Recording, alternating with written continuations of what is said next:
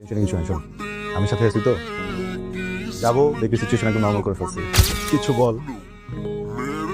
দেখ তানভীর, মেজাজ খুব খারাপ, কথা বলিস না, চুপ থাক।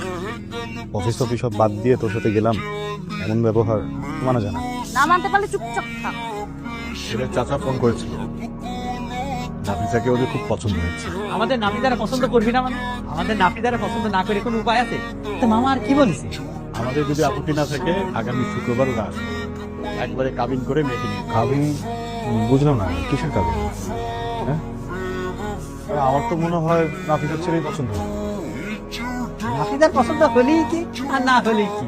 এরকম সুন্দর ছেলে আর কোনে পাবো? মানুষের পছন্দ অপছন্দ বলে কি কিছু নাই বাবা? দেখো, তোমরা যে কোনো সিদ্ধান্ত নাও নাও, বাট এর আগে একবার একটু ভেবে কিন্তু নাফিসা। আচ্ছা, তুই এত নেগেটিভ কথা করতেছিস কেন? নেগেটিভ কথা বলতেছি বিকজ এটা তোমার অফিসের ফালতু ওষুধ মানুষকে গছায় দেয়া না। হ্যাঁ, এটা তোমার বোনের বিয়ের বিষয়, সারা জীবনের বিষয়।